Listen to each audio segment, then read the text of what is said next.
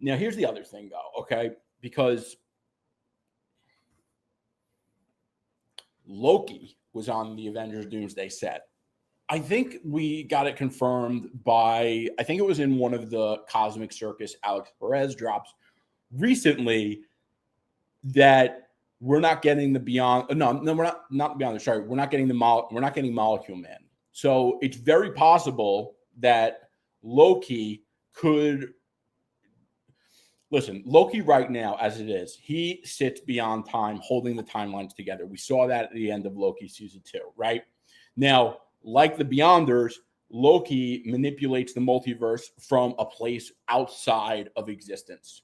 And Loki, I think, is going to replace the Beyonders in Secret Wars, which would simplify Hickman's lore. Because you have to keep in mind, this Hickman storyline is like almost 100 comic issues total. Because it's the Avengers run, then it's the New Avengers run, and then it's Secret Wars. So I think it's like 72 or 73 issues from both of those Avengers runs that you're supposed to read together, and then another 10 issues of Secret Wars. Yes, it goes to issue 9, but there's an issue 0. So it's actually 10 issues. Now, I think Loki is going to replace the Beyonders in Secret Wars, and Doom is going to steal Loki's power and mirror Doom stealing Beyonders' power. And the TVA, I think, is going to replace the Molecule Men as the MCU's reset mechanism. So that's what I think they're going to do. Okay. Listen, this is the greatest story ever. I promise you, if you want to understand why comics are so great and why comics still thrive as something outside of the movies, you read this comic run and you will understand why the experience of reading comics is so incredible. Okay. Anyway, that's my theory. And I think, by the way, the interesting thing with Loki is that Loki became good again, but he could easily become evil again, right? So that's one of the other things. Anyway, Ana de Armas is teased by James Mack for Black Swan. I think she would make a phenomenal Black Swan. And I also think that she would crush it. And like, you have to keep – she's a huge name right now. I think she's dating Tom Cruise. They just had photos of her the other day.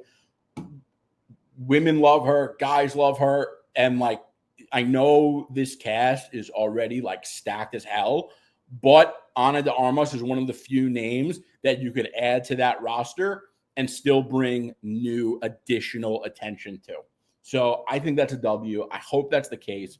But the other thing is, I think that this movie is going to be huge. Okay. I really do. And I think a lot of people are missing the big reasons why. And they're so simple and they're so right in front of our face. Remember that chairs thing they did? Of course you do. That chairs event, aside from everyone's like, oh my God, you know, tens of millions of people sat down and watched chairs. No, people refresh the page. Okay. But that cast is insane. You having that cast, all these characters in an Avengers movie, the entire internet has an ecosystem around talking around Marvel. Okay. Now, I'm one of many podcasters. We're all on social media all the time talking about these movies, all these stars. This movie is going to be huge. And yeah, Marvel may have not had an easy year at the box office. I promise you, unless the economy is like blown the hell up next year, this movie is going to do very, very well. People are missing the big picture, and the big picture are the simple things: the cast names, the character names, the fact that it's an Avengers movie, the fact that it's Marvel, the fact that RDJ is coming back as Doctor Doom. Like, people care about this.